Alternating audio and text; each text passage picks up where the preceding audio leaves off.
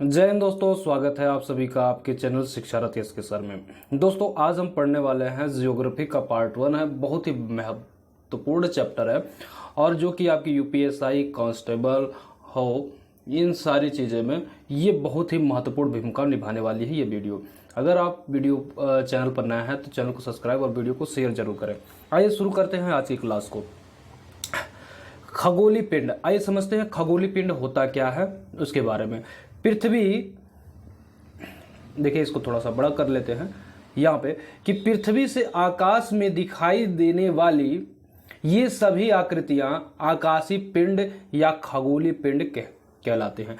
यानी खगोलीय पिंड क्या होते हैं, यानी पृथ्वी से आकाश में जो भी आकृतियां दिखाई देती हैं वो सारी मतलब आकृतियां क्या हैं, हमारी खगोलीय पिंड है। इसमें सूर्य, चंद्रमा, तारे आदि शामिल है। जैसे कि आप यहाँ पर फिगर से आप देख पा रहे हैं कि पृथ्वी से जो भी चीजें हम देखते हैं, जैसे मान लीजिए सूर्य है, चंद्रमा, तारे, एस्ट्रॉइड वगैरह जो भी चीजें हम यहाँ पर, ये सारी चीज क्या है, ये सारे उल्का पिंड है। तो इन सारी चीजों को, जो भी चीजें हम देख पाते हैं, यानी पृथ्वी से अंतरिक्ष में जो हम देखते हैं, ठीक है, अंतरिक्ष की ओर जब देखते हैं तो अंतरिक्ष में चाहे ग्रह हो, चाहे तारे हो, सूर्य हो, चंद्रमा हो, अगर हम उनको, जिसको हम देख पाते हैं तो उसी को हम क्या कहते हैं, खगोलीय पिंड कहते हैं या आकाशीय पिंड कहते हैं। इसमें कोई डाउट नहीं रहेगा कि खगोलीय पिंड क्या है, तो आप इसको मैं आसानी से बता पाएंगे कि खगोलीय पिंड होता क्या है कि पृथ्वी से आकाश की ओर जो भी चीजें हम देख पाए वो हमारा क्या है, खगोलीय पिंड है। ठीक है, क्लियर है, आगे चलते हैं हम।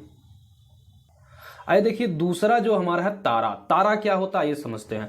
रात में आकाश में टिमटिमाती हुई आकृतियों में तारे और अन्य आकाशीय पिंड शामिल होते हैं। ठीक है, तारे गर्म गैसों के से बने होते हैं। इसमें स्वयं द्वारा उत्पन्न प्रकाश एवं ऊष्मा होती है। यानी तारों में क्या होती है, खुद की हीट और खुद की लाइट होती है, यानी खुद का प्रकाश और खुद की ऊष्मा होती है तारों में। तारे कैसे होते हैं, तो गर्म गैसों के बने होते हैं। ठीक है, जो हमारे को आकाश में टिमटिमाती हुई आकृतियां दिखाई देती हैं, ठीक है, आकृतियां वो क्या हैं, आकाशीय पिंड जो शामिल होते हैं उसी को हम क्या कहते हैं, तारा कहते हैं। ठीक है, तो तारा आप समझ गए। जिसमें ऐसे जो हम देखते हैं कि इसमें खुद का प्रकाश और खुद की ऊष्मा होती है, वही क्या होता है, तारा होता है। आइए तारों को देखते हैं फिगर के हिसाब से। यहाँ पे देखिए ये क्या है, ये सारे तारा, यानी उसमें क्या होता है, खुद का प्रकाश और खुद की ऊष्मा होती है, जिसे हम तारा कहते हैं। जैसे इसमें आप सूर्य को ले सकते हैं। सूर्य क्या है, एक सूर्य आपका एक तारा है, उसमें खुद का प्रकाश और खुद की ऊष्मा होती है। ठीक है, आइए आगे की ओर बढ़ते हैं। देखिए बहुत से तारे हमसे इतने ज्यादा दूर हैं कि हम उन्हें बिना शक्तिशाली दूरदर्शी के नहीं देख पाते, क्योंकि उनकी दूरी इतनी ज्यादा है कि जिसको हम अपने नग्न आंखों से स्पष्ट रूप से नहीं देख पाते हैं। इसलिए उसे क्या, उसको दूरदर्शी की सहायता से देखते हैं। दूरदर्शी एक होता है एक सूक्ष्मदर्शी। सूक्ष्मदर्शी पास की वस्तुएं जो अति सूक्ष्म है उनको दूरदर्शी मतलब सूक्ष्मदर्शी का प्रयोग किया जाता है देखने के लिए। वहीं दूर की वस्तुओं को देखने के लिए दूरदर्शी का प्रयोग किया जाता है। तो कुछ तारे, जैसे कि मान लीजिए आपको रात में जब टिमटिमाते हुए तारे दिखाई दें, ठीक है, तो वो तारे क्या होते हैं, कुछ तारे तो इतने दूर हैं कि पृथ्वी से कई हजार गुना बड़े हैं, लेकिन काफी दूर होने के नाते वो हमको छोटा दिखाए। सूर्य से भी बहुत बड़े हैं, सूर्य हमारी पृथ्वी से भी बड़ा है, लेकिन क्या है, काफी दूर होने के नाते छोटा दिखाई देता है। उससे भी दूर जो है वो और छोटे दिखाई देते हैं। तो यहाँ पे आप देख पा रहे हैं, ये देख रहे हैं यहाँ पे एक दूरदर्शी है, जो यहाँ पर एक जो है महिला बैठ करके यहाँ से दिख रही है तारों को। यहाँ पे एक बच्चा जो है, देखिए यहाँ पे स्टार तारा को आराम से देख रहा है। ठीक है, आइए आगे की ओर बढ़ते हैं। हमारा सूर्य भी एक तारा है। सूर्य, अभी हमने बताया कि सूर्य क्या है, हमारा तारा है जो पृथ्वी के सबसे निकट है। तो सबसे बढ़िया प्रश्न ये बनता है कि पृथ्वी के सबसे निकट का तारा कौन है, तो हमारा क्या है, सूर्य है। पृथ्वी के सबसे निकट का तारा क्या है, तो सूर्य है। ठीक है, तो ये तारे के बारे में आप जान गए। आइए नक्षत्र मंडल के बारे में जानते हैं। नक्षत्र मंडल ये क्या होते हैं, इसके बारे में हम लोग चर्चा करेंगे। ठीक है, आइए नक्षत्र मंडल रात्रि के समय आकाश में ठीक है हमें क्या दिखाई देते हैं, तारों के समूह द्वारा बनाई गई विभिन्न आकृतियां दिखाई देती है, इसे ही नक्षत्र कहते हैं। यानी रात के समय में जो हमारे आकाश में जो तारे होते हैं, उन तारों के द्वारा जो विभिन्न प्रकार की अलग अलग आकृतियां बनाई जाती हैं, उसी आकृति को हम क्या कहते हैं, नक्षत्र कहते हैं। बात समझ गए? यानी तारों द्वारा बनाई गई आकृति को ही नक्षत्र मंडल कहते हैं। क्लियर हो गया कि तारों द्वारा आकाश में जो आकृतियां बनाई जाती हैं उन्हीं को हम नक्षत्र मंडल कहते हैं। ठीक है, आइए जैसे स्पेशली बालिकाओं में क्या होता है, लड़कियों में, कि वो क्या है, तमाम प्रकार के मुख बनाते हैं, बहुत जल्दी गुस्सा हो जाती हैं, तमाम प्रकार के मुखड़े बनाती है। तो नहीं कहते हैं घर में वाले कि बहुत इसका तिरिया चैतर जिसको बोलते हैं, तिरिया चैतर ना, उसको नहीं कहते बहुत नक्षत्र, इसका तो छछन बहुत ज़्यादा है, नक्षत्र बहुत ज़्यादा है। क्या? क्योंकि वो विभिन्न प्रकार के मुंह बना सकती हैं। तो उसी प्रकार से आकाश में जो तारों के द्वारा जो है जो आकृतियां बनाई जाती हैं उसी को हम क्या कहते हैं, नक्षत्र कहते हैं, नक्षत्र मंडल। जिसमें आपका देखिए प्रमुख क्या है, अश्विन है। अश्विन नक्षत्र मंडल आप यहाँ पे देख रहे हैं, अश्विन नक्षत्र मंडल इस तरह से बनता, इस तरह से आकृति आपको दिखाई देती है, तो उसको हम क्या कहते हैं, अश्विन। आइए कुछ और महत्वपूर्ण बातों को जानते हैं। खगोलविदों के अनुसार, यानी जो खगोलवेत्ता थे उनके अनुसार क्या है, वे वैज्ञानिक, सबसे पहली बात कि खगोलविद या खगोलवेत्ता क्या होते हैं, तो वे वैज्ञानिक जो ब्रह्मांड के विषय में जानकारी देते हैं। तो ऐसे मनोवैज्ञानिक या वैज्ञानिक कह सकते हैं जो ब्रह्मांड के बारे में जानकारी इकट्ठा करते हैं, ब्रह्मांड में होने वाली क्रियाएं, घटनाएं, ठीक है, तो उसे हम क्या कहते हैं, तो उन्हें हम खगोलविद कहते हैं या खगोल शास्त्री भी कहते हैं। आकाश में कुल 88 नक्षत्र मंडल हैं। नक्षत्र मंडलों की बात करें तो आकाश में कुल कितने हैं, 88 नक्षत्र मंडल हैं। इसमें से आसानी से पहचाने जाने वाले कुछ प्रमुख नक्षत्र मंडल हैं जिसको हम आसानी से पहचान सकते हैं। आइए देखिए वो कौन कौन से ऐसे मंडल हैं जिनको हम आसानी से पहचान सकते हैं। तो पहला है ओरियन, दूसरा है अर्सा मेजर जिसको बिग बियर भी बोला जाता है, तीसरा है कैनिस मेजर जिसको ग्रेट डॉग बोला जाता है, चौथा है स्मॉल बियर जिसको सप्तऋषि मंडल भी बोला जाता है। तो ये कुछ नक्षत्र मंडल है जिसको हम आसानी से स्पष्ट रूप से देख पाते हैं।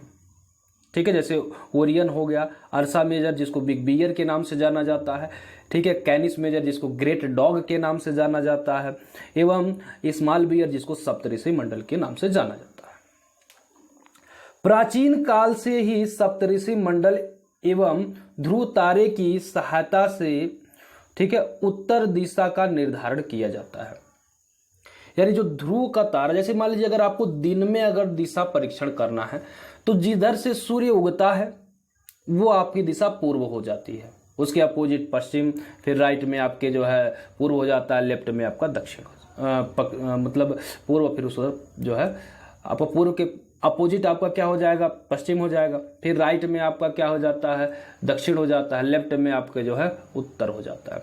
उसी प्रकार से अगर रात में आपको देखना है कि कौन सी दिशा है, तो रात में क्या देखते हैं हम लोग, तो रात में ध्रुव तारे को देखते हैं। ध्रुव तारा हमेशा उत्तर दिशा में ही होता है। किस दिशा में होता है, उत्तर दिशा में। तो जो ध्रुव तारा होगा उसको हम क्या समझेंगे, उत्तर दिशा, तो वहां से हम दिशा का पता लगा सकते हैं। यानी रात में अगर आपको दिशा का पता लगाना है तो ध्रुव तारे से लगाइए, क्योंकि ध्रुव तारा हमेशा किधर होगा, उत्तर में। और वहीं अगर जो दिन की बात करें तो दिन में सूर्योदय कहाँ होगा, पूर्व दिशा में। ठीक, चले आगे चलते हैं। आप यहाँ पे देख लीजिए जो हमने 4 प्रमुख जो है नक्षत्र मंडल आपको बताए जिसको हम आसानी से देख पाते हैं। आइए इनको देखते हैं। देखिए ये है ओरियन, आप देख पा रहे हैं, ओरियन है। ओरियन में देखिए एक व्यक्ति ऐसा लगता है कि तीर धनुष, यहाँ पर देखिए एक व्यक्ति यहाँ पर ये खड़ा है व्यक्ति, और ये जो है बाण को ताने हुए है, मतलब धनुष चला रहा है। इस प्रकार से ये आकृति बनती है, तो इसको क्या कहते हैं? ओरियन कहते हैं। वही देखिए अर्सा मेजर, बिग बियर, ये है, ये आकृति आपको बनाई हुई दिखाई देती है। इसको क्या कहते हैं? एक मतलब एक तरह से घोड़ा इसको माना जाता है, तो इसको बिग बियर बोलते हैं। कैनिस मेजर जिसको ग्रेट डॉग बोलते हैं। यहाँ पे देखिए कुत्ते जैसी आकृति, यहाँ पे ये आपके इसके 2 पैर, यहाँ पे 2 पैर, ये 4 पैर हो जाते हैं, ये इसकी पूंछ मान ली जाती है, और ये इसका ये धड़ हो जाता है, ये इसका मुंह। तो यहाँ पर जो है इसको ग्रेट डॉग माना जाता है। इस प्रकार की जो आकृति होती है उसे हम वो क्या मानते हैं? तो उसे हम ग्रेट डॉग मानते हैं। क्या मानते हैं? ग्रेट डॉग मान लेते हैं। क्लियर है? चले, तो ये चीजें आपके लिए थी।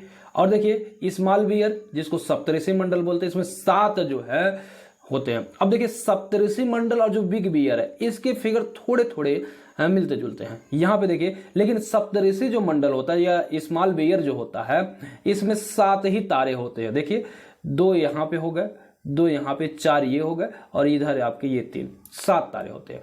और इसमें भी आपके 7 भी हो सकते हैं, 7 हैं इसमें भी। देखिए 2 यहाँ पे, 2 4 4 3 7 तारे। लेकिन अब देखिए, लेकिन इसकी जो आकृति बनी हुई है, दोनों के आकृति में डिफरेंस देखने को आपको मिले। दोनों की आकृति में क्या मिलेगा? डिफरेंस आपको देखने को मिलेगा। आप यहाँ पे आसानी से देख पा रहे हैं कि ये क्या है? आपका बिग बियर है, और ये आपका क्या है? सप्तऋषि मंडल है, ये आपका ग्रेट डॉग है, और ये ओरियन है। ठीक है, चले आगे की ओर बढ़ते हैं। सौर मंडल यानी सोलर सिस्टम क्या होता है, इसके बारे में जानिए।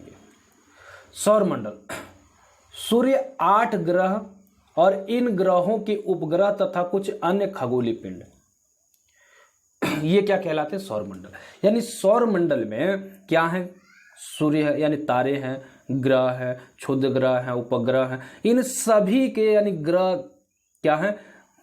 सौर मंडल में ग्रह, उपग्रह, तारे, ठीक है, कुछ अन्य खगोलीय पिंड से मिली हुई आकृति यानी मिलकर के जो चीजें बनाई गई उसको हम सौरमंडल कहते हैं। जिसका मुखिया यानी हेड कौन होता है? सूर्य होता है। ऐसे जैसे क्षुद्र ग्रह, पुच्छल तारा एवं उल्का पिंड मिल करके सौरमंडल का निर्माण करते हैं। यानी जहां पे ग्रह, उपग्रह, ठीक है, क्षुद्र ग्रह, पुच्छल तारा, उल्का पिंड मिल करके क्या बनाते हैं? तो एक सौरमंडल का निर्माण करते हैं। ये आपको बातें समझ में आ रही होंगी। तो सौरमंडल आपको क्लियर है कि जहां पर क्या है? आकाश में यानी अंतरिक्ष में विभिन्न प्रकार की जो है चीजें, जैसे आपकी सूर्य हो गया, चंद्रमा हो गया, तारे हो गए, ग्रह, उपग्रह की बात करें, ठीक है, क्षुद्र ग्रह, पुच्छल तारा, इन सारी चीजों से मिलकर, एस्टेरॉयड वगैरह हर चीजें मिलकर के एक सोलर सिस्टम बनाते हैं।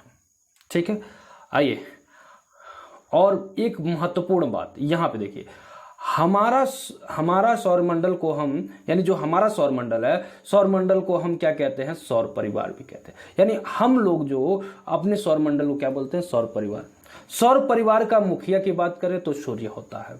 सूर्य हमारे सौर मंडल के केंद्र में स्थित है, जैसे कि अभी आपको हम फिगर से के माध्यम से भी दिखाएंगे। यानी सौर मंडल को हम सौर परिवार के नाम से भी जानते हैं, और सौर परिवार का मुखिया कौन होता है? तो सूर्य होता है। ठीक है, क्यों होता है मुखिया? क्योंकि सूर्य हमारे सौर मंडल के केंद्र में स्थित होता है, यानी बीच में। आइए आपको वो चीजें भी दिखाते हैं, सौर मंडल या सौर परिवार। देखिए यहां पे देखिए, ये आपका है सूर्य, ये क्या है? ये आपके हैं सूर्य महाराज। अब ये सूर्य क्या है? केंद्र में है, ये इसका मुखिया है। यहाँ पे देखिए मरक्यूरी है, वीनस है, ठीक है, मार्स है, जुपिटर है, ठीक है, तो ये सारी चीजें। यानी अगर इसकी बात करें तो सबसे नजदीक क्या होता है? मरकरी होता है। सबसे दूर कौन होता है? तो ये जो है आपका प्लूटो। हालांकि प्लूटो, ग्रहों की बात करें तो कुल 8 ग्रह हैं। जैसे एक ये हो गया, ये दूसरा हो गया, ये तीसरा हो गया, ये 4 हो गया, ये 5 हो गया, ये 6 हो गया, ये 7 हो गया, और ये 8। ये जो प्लूटो ग्रह है इसको अब ग्रह नहीं माना जाता है, इसको ग्रह की श्रेणी से निकाल दिया गया 2006 में ही। 2006 में ग्रह की श्रेणी से इसको निकाल दिया गया। ऐसा क्यों किया गया? क्योंकि ग्रह की एक परिभाषा है, उसका एक नियम बना है कि ग्रह क्या है, अपने अक्ष पे चक्कर तो लगाएगा, यानी अपने अक्ष पर गोल गोल घूमेगा, और साथ ही साथ में क्या करेगा, वो सूर्य की भी परिक्रमा करेगा। तो सबके एक जो है पथ बने हुए, देखिए ये इसका ही पथ है, ये इसका रास्ता है, ये इसका रास्ता, सबके अलग अलग रास्ते बनाए गए हैं। तो यहाँ पे जो रास्ते बनाए गए थे उनका ये है कि ये जो मान लीजिए जुपिटर है, तो जुपिटर अपनी ही कक्षा में चक्कर लगाएगा ऐसे, ठीक है। मार्स है, ये अपनी ही कक्षा में, अर्थ है, ये अपनी कक्षा में जाएगा, ये जो लाइन बनी हुई तो ये अपने ही सीध में।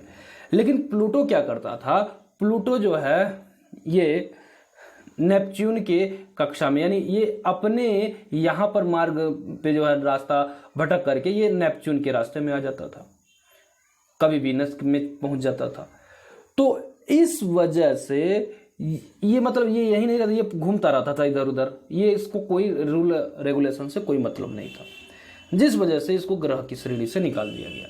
कहा गया कि ये ग्रह नहीं है, क्योंकि ये उसकी परिभाषा पे खरा नहीं उतरता है, क्योंकि ये अपने अक्ष पे तो चक्कर लगाता है, लेकिन साथ ही साथ सूर्य का भी चक्कर ये लगाता है, लेकिन क्या अपने जो उसका मार्ग बनाया गया, जो उसका रास्ता बनाया गया, उस रास्ते पे नहीं, ये रास्ता भटक जाता है, ठीक है।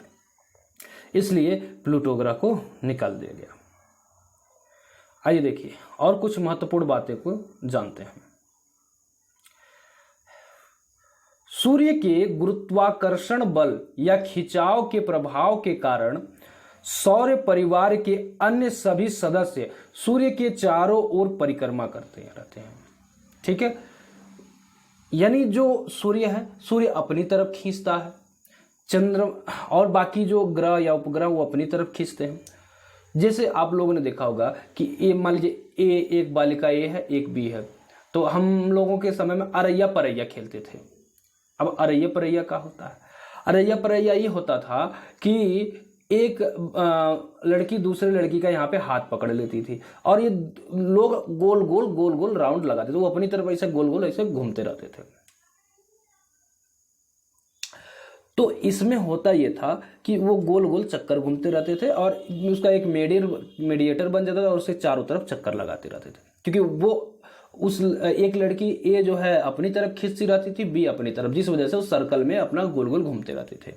वही चीज यहाँ पर है कि सूर्य के गुरुत्वाकर्षण बल या खिंचाव के प्रभाव के कारण जो है सौर परिवार के अन्य सभी सदस्य क्या है, उसकी परिक्रमा करते हैं।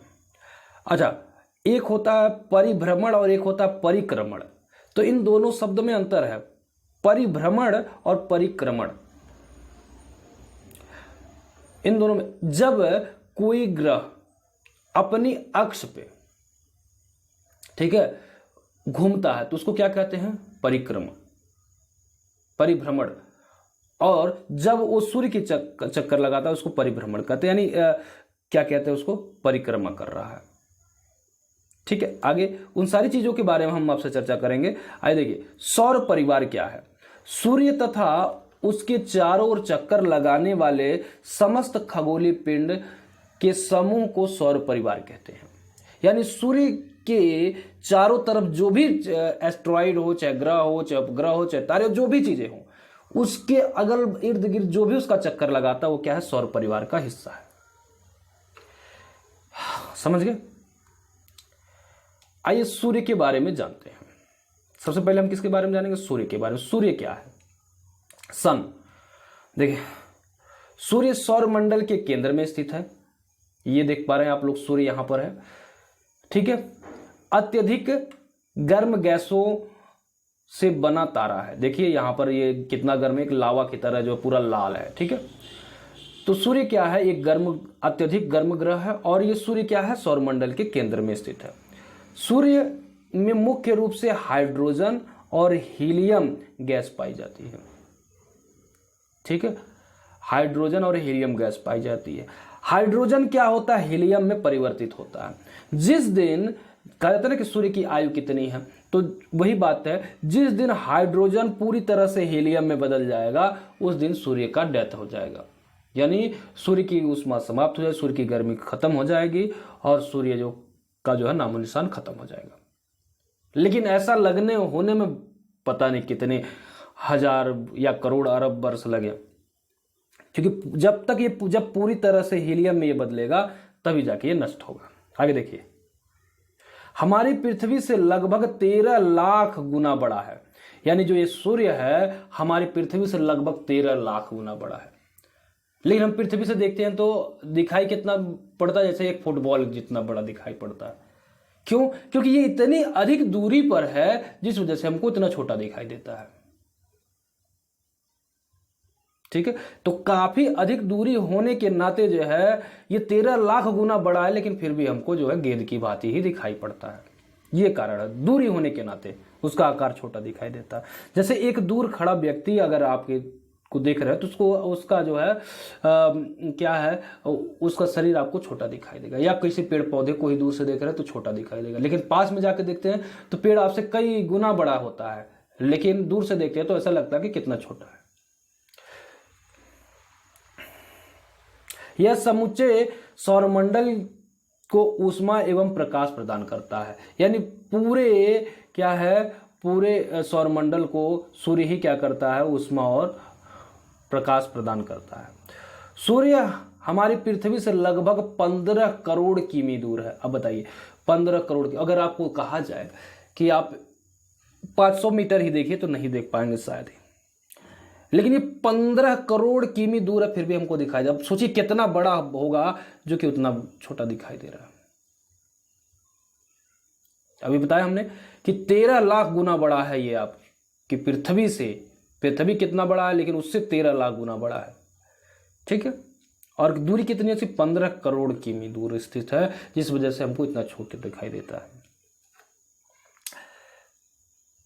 3 लाख किमी प्रति सेकेंड की चाल से सूर्य का प्रकाश पृथ्वी तक आने में कितना समय लगता है, 8 मिनट 19 सेकेंड, कहीं कहीं 8 मिनट 22 सेकेंड भी दिया हुआ है, में सूर्य से पृथ्वी तक पहुंचता है। ये जो है ये एनसीईआरटी की किताब का है।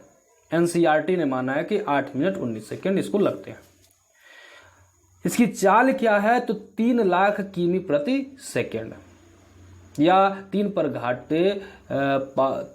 घाते 10 गुणे पावर, ठीक है, 3 गुणे 8, 3 गुणे 10 पे पावर 8 मीटर प्रति सेकेंड,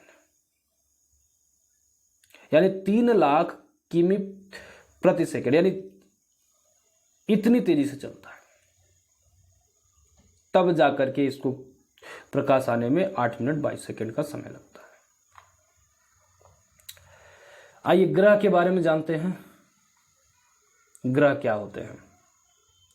देखिए ग्रह क्या है, जो आकाशीय पिंड अपने तारों के चारों ओर निर्धारित कक्षा में क्या चक्कर लगाते हैं उन्हें ग्रह कहते हैं। यानी जो तारे क्या हैं, मतलब जो कोई भी आकाशीय पिंड हो, वो आकाशीय पिंड अपने तारे का चक्कर लगाए उसी को क्या कहते हैं, ग्रह। जैसे बुध हुआ, शुक्र हुआ, शनि, अरुण, वरुण, ये क्या है, ये अपना चक्कर खुद लगाते हैं और उसके साथ साथ क्या, सूर्य की भी परिक्रमा करते हैं, सूर्य का भी चक्कर लगाते हैं, जिस वजह से इन्हें क्या कहा जाता है, ग्रह कहा जाता है। यानी जो अपने तारे का, यानी जो पृथ्वी है उसका तारा क्या है, सूर्य है, वो सूर्य की परिक्रमा करता है, इसलिए इसको ग्रह बोलते हैं। मंगल है, मंगल किसकी परिक्रमा करता है, सूर्य की। बुध किसकी करता है, सूर्य की। शुक्र किसकी करता है, बृहस्पति किसकी करता है, अरुण वरुण किसकी करते हैं, तो सूर्य की। तो सूर्य क्या है, तारा, जो तारे की परिक्रमा करता है, तारों के, उसी ही हम क्या कहते हैं, ग्रह कहते हैं। बात क्लियर हो गया। इसमें स्वयं का प्रकाश और स्वयं की ऊष्मा नहीं होती है। दूसरी बात, इसका ना तो स्वयं का प्रकाश होता है, ना ही स्वयं की ऊष्मा होती है। ये क्या होता है, अपने तारे के प्रकाश से प्रकाशित होता है और उसकी ही ऊष्मा से इसमें भी ऊष्मा आती है। क्लियर है। चले, ये अपने तारों के, ठीक है, प्रकाश से ही प्रकाशित होते हैं। जैसे हमारी पृथ्वी सूर्य के चारों ओर चक्कर लगाती है।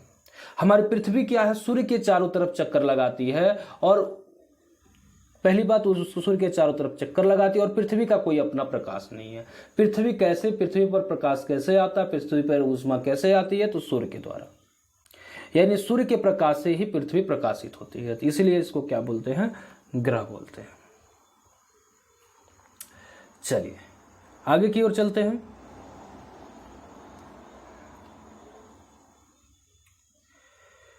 किसी आकाशीय पिंड के ग्रह होने के लिए उनका आकार इतना बड़ा होना चाहिए कि गुरुत्वाकर्षण बल के प्रभाव से इनकी आकृति गोल या लगभग गोल हो तथा ये किसी अन्य ग्रह की कक्षा में को न काटे, यानी किसी अन्य की कक्षा में न जाए। प्लूटो के साथ यही हुआ था। प्लूटो को, जिसको हम यम नाम से भी जानते हैं, वो क्या होता था, वो अरुण या बरुण की भी कक्षा में जाया करता था, जिस वजह से उसको निकाल दिया गया ग्रहों की श्रेणी से, जैसा कि आप यहाँ पे देख पा रहे हैं। यहाँ पे देख रहे हैं सन है। अब देखिए ये मरक्यूरी जो है, इसको इसकी कक्षा बनाई गई है, वीनस की अलग, अर्थ की अलग, मार्स की अलग, जुपिटर की अलग, ठीक है।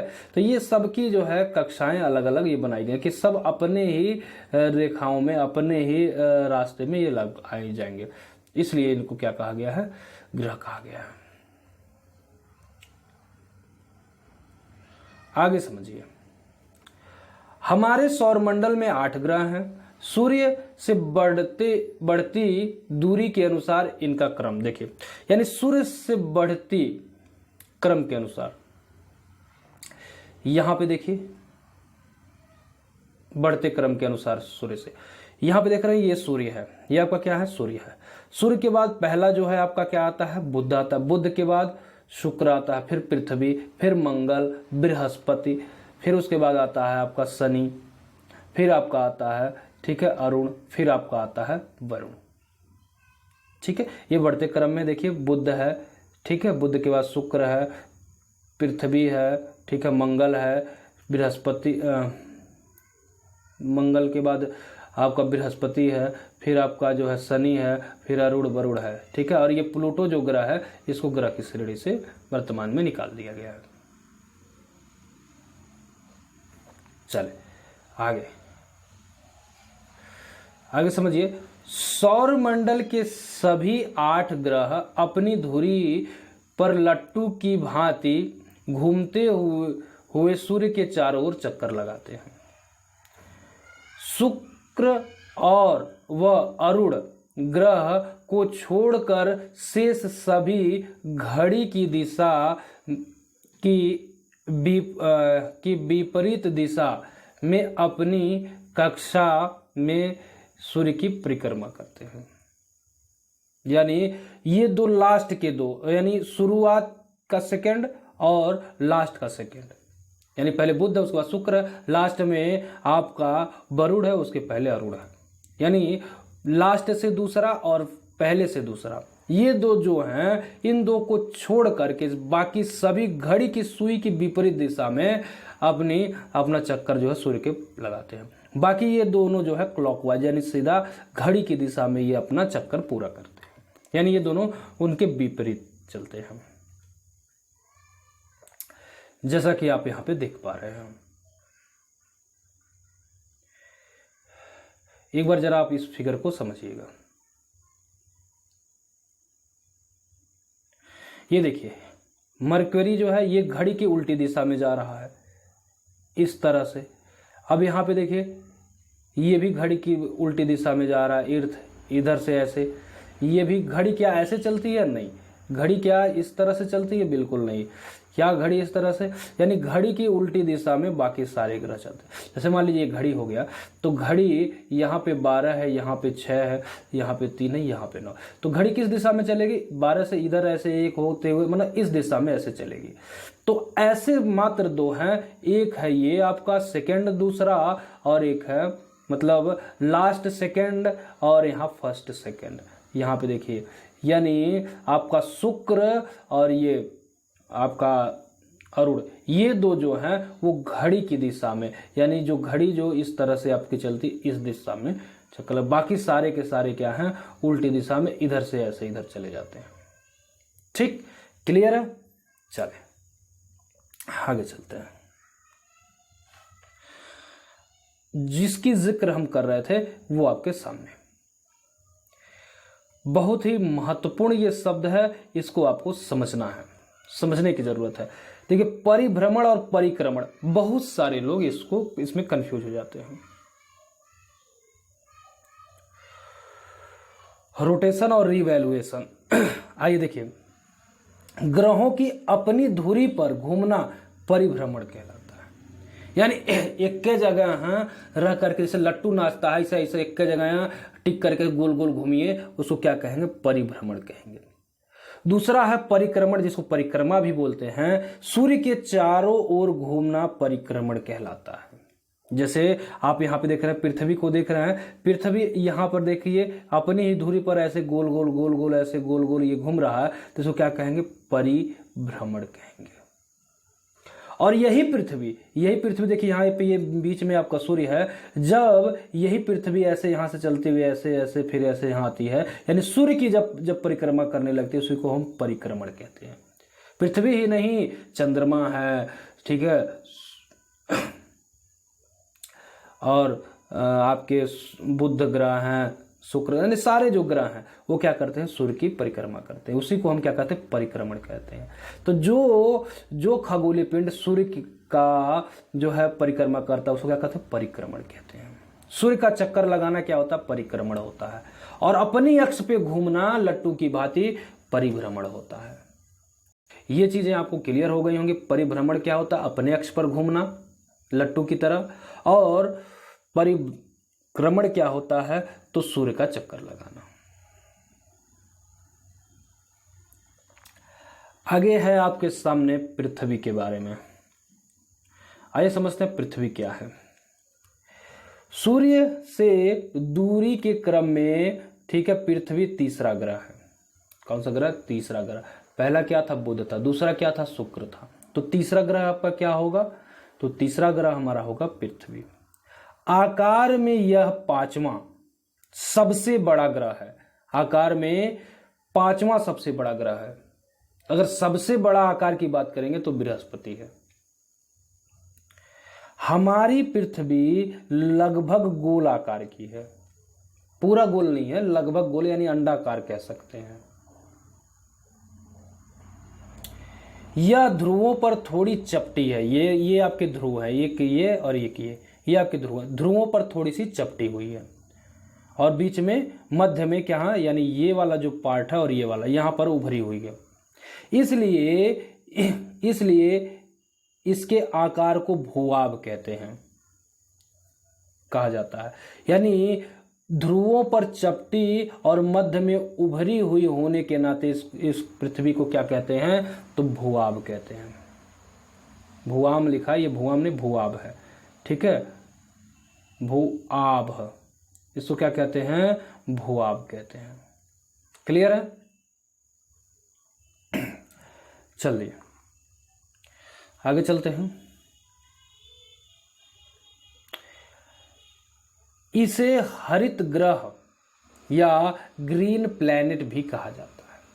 क्यों? क्योंकि इसमें ज़्यादातर हरियाली दिखाई देती है, जीव जंतु वनस्पतियाँ इस पे दिखाई देते हैं, वनस्पतियाँ काफ़ी हैं, तो इसलिए पेड़ पौधे काफ़ी हैं।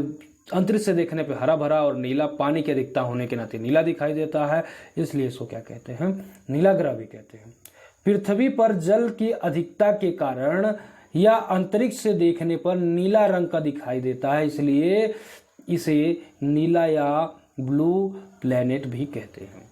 यानी जल की अधिकता होने के नाते जो है अंतरिक्ष से देखने पर ये नीला प्रतीत होता है, जिस वजह से हम पृथ्वी को नीला ग्रह भी कहते हैं। आइए आगे समझते हैं। खगोलविदों के अनुसार कई तारों के पास हमारे सौरमंडल की भांति ग्रहों, उपग्रहों आदि आकाशीय पिंडों से बना सुव्यवस्थित तंत्र हो सकता है। क्योंकि हमारा ये जो खगोलविद हैं उन्होंने ये बताया कि ये हमारा जो ब्रह्मांड है ये बहुत बड़ा है, इसका अध्ययन अभी पूरा किया नहीं जा सकता। हो सकता है जैसे हमारा ये सौरमंडल हो, ऐसे बहुत सारे हजारों सौरमंडल विद्यमान हो, लेकिन उसकी गणना भी निश्चित नहीं की गई। हो सकता है इससे ज्यादा हो सकता है कहीं और इस ब्रह्मांड में कहीं और जीवन संभव हो। जैसे पृथ्वी है वैसे ही और कोई ऐसी पृथ्वियां हो या उसका कोई नाम अलग हो जिस पर जीवन संभव हो। इतना बड़ा है कि अभी उसका हम अनंत है, जिसका भी कोई अंत नहीं है। अंतरिक्ष से देखने पर पृथ्वी नीला दिखाई पड़ती है, जबकि पृथ्वी का वायुमंडल अंतरिक्ष से देखने पर काला दिखाई देता है।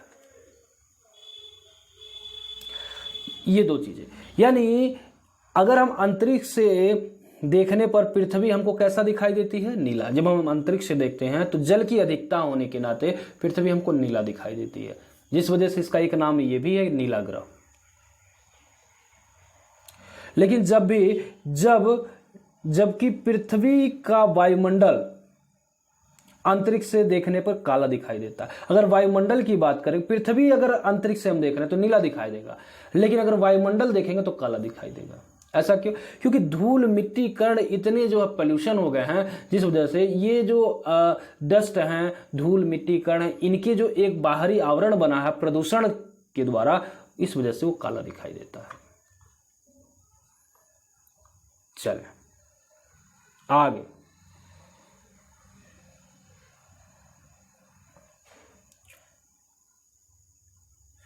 आगे है उपग्रह।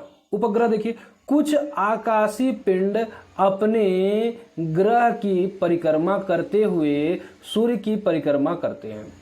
अपने ग्रह की परिक्रमा करते हुए भी सूर्य की भी परिक्रमा करते हैं, उसी को हम क्या कहते हैं? उपग्रह कहते हैं। जैसे चंद्रमा। चंद्रमा क्या है? पृथ्वी का चक्कर लगाती है, और पृथ्वी के साथ साथ सूर्य का भी चक्कर लगाती है, जिस वजह से उसको क्या कहते हैं? उपग्रह कहते हैं। यानी ऐसे आकाशीय पिंड जो अपने ग्रह का चक्कर लगाए, साथ साथ क्या सूर्य का भी चक्कर लगाए, उसे हम क्या कहते हैं? उपग्रह कहते हैं।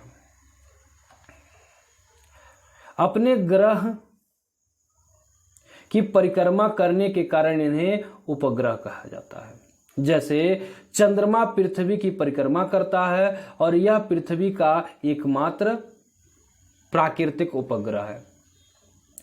यानी चंद्रमा क्या है? पृथ्वी का एकमात्र प्राकृतिक उपग्रह है, जैसे कि आप यहां पे देख पा रहे हैं। जरा इस फिगर को आप लोग ध्यान से देखिएगा। यहां पे आपका है सूर्य, ये क्या है? सूर्य है। अब सूर्य का चक्कर कौन लगा रहा है? ये पृथ्वी लगा रही है। और पृथ्वी का चक्कर कौन लगा रहा है? ये चंद्रमा। ये जो चंद्रमा है, चंद्रमा जो है पृथ्वी का चक्कर ऐसे ऐसे लगाएगी, पृथ्वी का, यानी अपने ग्रह का चक्कर लगा रही है, इसीलिए इसको क्या कहते हैं? इसको हम उपग्रह कहते हैं। क्या कहते हैं? उपग्रह कहते हैं। इसको क्या कहते हैं? उपग्रह कहते हैं। बात समझ गए? चले आगे की ओर बढ़ते हैं।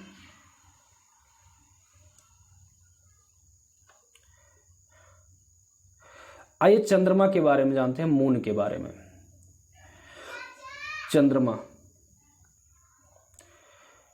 चंद्रमा हमारी पृथ्वी का एकमात्र उपग्रह चंद्रमा है। यानी जो हमारी पृथ्वी है उसका मात्र एक उपग्रह है, जिसका नाम चंद्रमा है। चंद्रमा का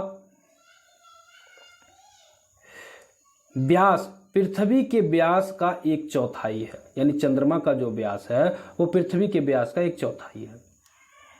यह हमारी पृथ्वी के सर्वाधिक निकट स्थित आकाशीय पिंड है। यानी सबसे निकटतम की बात करें तो क्या है? तो चंद्रमा है।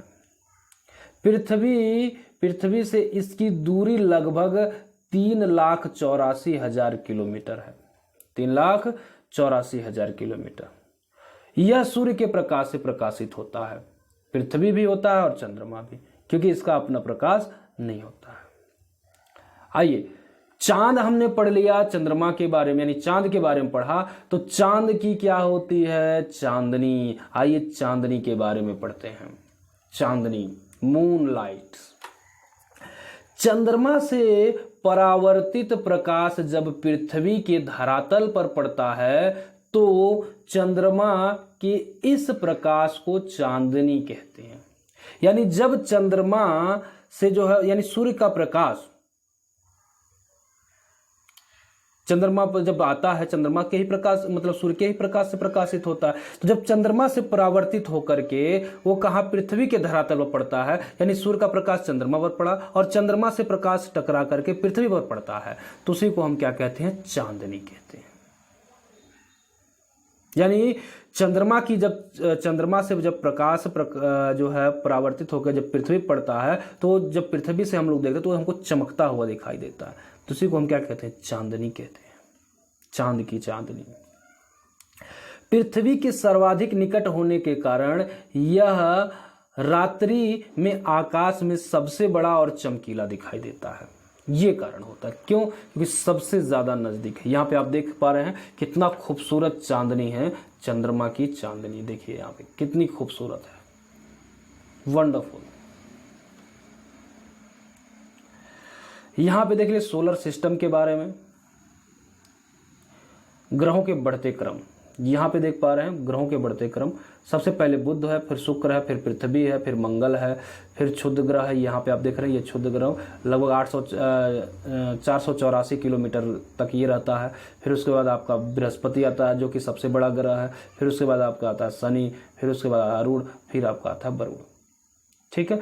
अच्छा, शुरू के ये जो चार हैं यानी बुध, शुक्र और पृथ्वी, मंगल, इसको हम कहते हैं आंतरिक ग्रह। अब बाकी के ये शेष जो चार हैं इसको हम बाह्य ग्रह कहते हैं। ठीक है। ये क्या है? ये आपके ठोस अवस्था में है। आंतरिक ग्रह जो होते हैं यहाँ से चार तक, यानी बुध, शुक्र, पृथ्वी और मंगल, ये ठोस आकार के हैं। बाकी इधर के जो चार हैं ये गैसीय पिंड हैं। आइए समझते हैं क्षुद्र ग्रह के बारे में। क्षुद्र ग्रह क्या होता है उसको समझते हैं। मंगल एवं बृहस्पति की कक्षाओं के बीच असंख्य छोटे छोटे पिंड पाए जाते हैं। ये भी सूर्य की परिक्रमा करते हैं, इन्हें क्षुद्र ग्रह कहते हैं। जैसे कि आप यहाँ पे देख पा रहे हैं, अभी आपको हम दिखाते हैं। ये फिगर को जरा आप गौर से देखिएगा। यहाँ पे देखिए ये मंगल ग्रह है, ये मंगल ग्रह है, और यहाँ पे आपका है बृहस्पति। ठीक है। मंगल और बृहस्पति के बीच में ये कुछ टुकड़े आप देख रहे हैं, तो यही जो एस्ट्रॉइड हैं, जो और कण, धूल, मिट्टी कण, चाहे जो है पत्थर के टुकड़े, जो इसके साथ सूर्य की परिक्रमा कर रहे हैं, उसी को हम क्या कहते हैं? क्षुद्र ग्रह कहते हैं। क्लियर है? चलिए यहां पे देखिए, खगोलविदों के अनुसार क्षुद्र ग्रह ग्रहों के टुकड़े हैं जो करोड़ों वर्ष पहले विस्फोट में बिखर गए थे। यानी जब विस्फोट हुआ तो विस्फोट के दौरान क्या है, वो बिखरे तो जो है धरती की तरफ, और साथ में जो है मंगल और बृहस्पति के बीच में वो भी सूर्य की परिक्रमा करने लगे, जिसे उन्हें जो है क्या कहना जाने लगा? क्षुद्र ग्रह कहा जाने लगा। आइए उल्का पिंड के बारे में जानते हैं। उल्का पिंड क्या होता है इसके बारे में, जिसको उल्काश कहते हैं। धूल व गैस से निर्मित छोटे पिंड अंतरिक्ष में घूमते रहते हैं। जब ये पिंड घूमते घूमते पृथ्वी के वायुमंडल में प्रवेश कर जाते हैं तो घर्षण के कारण जलने लगते हैं तथा तेजी से पृथ्वी की ओर बढ़ते हैं। इसे ही टूटता हुआ तारा कहते हैं। यानी जब कोई भी गैस, मतलब अंतरिक्ष में बहुत सारे पिंड घूमते रहते हैं, तो जब वो पृथ्वी के वायुमंडल में प्रवेश कर जाते हैं कभी कभी, तब जब पृथ्वी के वायुमंडल में जब वो प्रवेश करते हैं तो उनमें घर्षण होता है काफी। तो जब घर्षण होता है तो उसी घर्षण से उसमें आग लग जाती है, जलने लगते हैं। तो जलने के कारण जब वो पृथ्वी की ओर पड़ता है तो हमको पृथ्वी से चमकता हुआ दिखाई देता है, तो उसको कभी कभी हम लोग टूटता तारा भी कहा देते हैं। ठीक है। तो उसी को हम उल्का पिंड या टूटता तारा कहते हैं। ठीक है, ये कारण। आगे देखिए,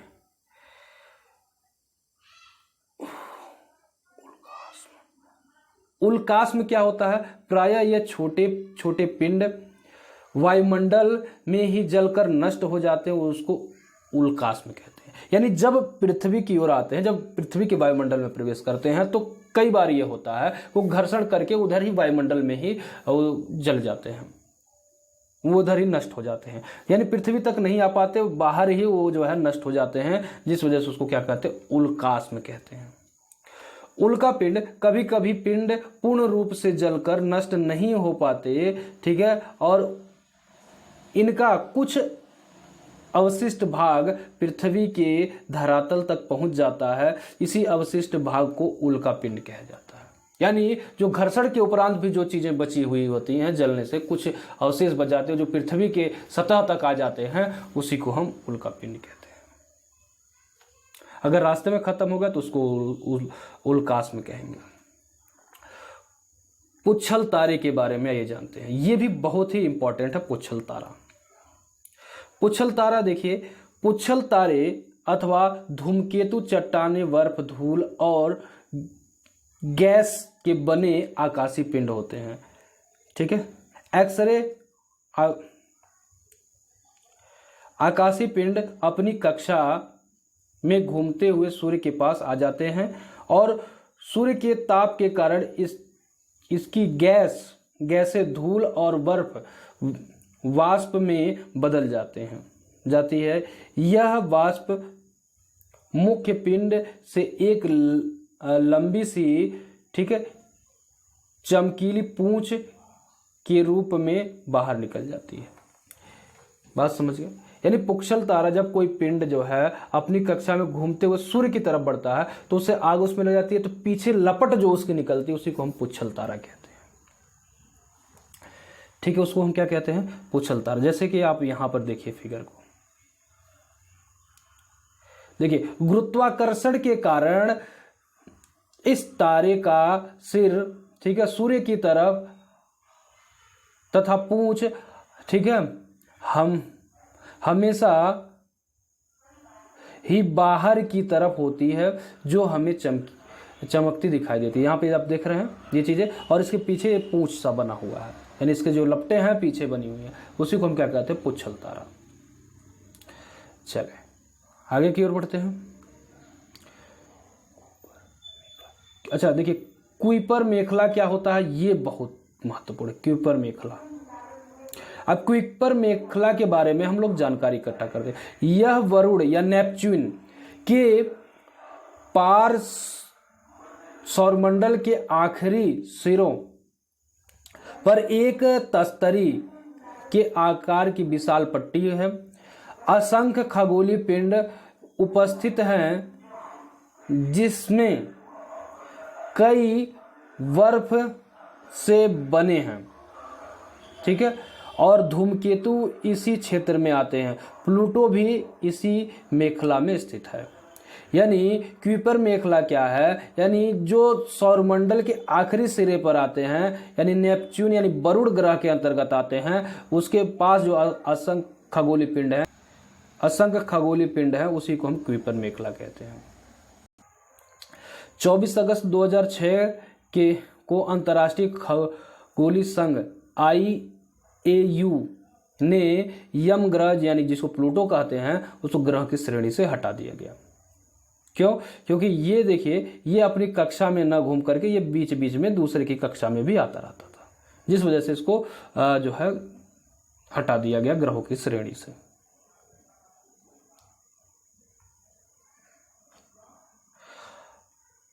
हमारे सौरमंडल में अगस्त 2006 के पहले 9 ग्रह माने जाते थे। यम यानी प्लूटो जिसको कहते हैं 9वां ग्रह था। यह वरुण और नेपच्यून की कक्षा यानी वरुण जिसको नेपच्यून कहते हैं में अतिक्रमण करता था, यानी उसमें आकर के रोक टोक ये करता रहता था, जिस वजह से उसको ग्रहों की श्रेणी से निकाल दिया गया। आगे देखिए, ब्रह्मांड क्या होता है? हमारा सौरमंडल इसी आकाश गंगा का एक भाग है। इस प्रकार की करोड़ों आकाश गंगाएं मिलकर के हमारे ब्रह्मांड का निर्माण करती हैं। जरूरी नहीं जो हमारी ऐसी बहुत सारी आकाश गंगाएं उसमें हो सकती हैं। करोड़ों तारों के समूह, ठीक है, पट्टी को आकाश गंगा या गैलेक्सी कहते हैं। ठीक है, हमारी जो गैलेक्सी है उसको हम क्या कहते हैं? मंदाकिनी कहते हैं। आइए समझते हैं। देखिए, हमारी आकाश गंगा का नाम यानी हमारी गैलेक्सी का नाम क्या है? मंदाकिनी है। ये आपको याद रखना कि हमारी मंदाकिनी क्या है, हमारी गैलेक्सी आकाश गंगा का नाम क्या है? मंदाकिनी है।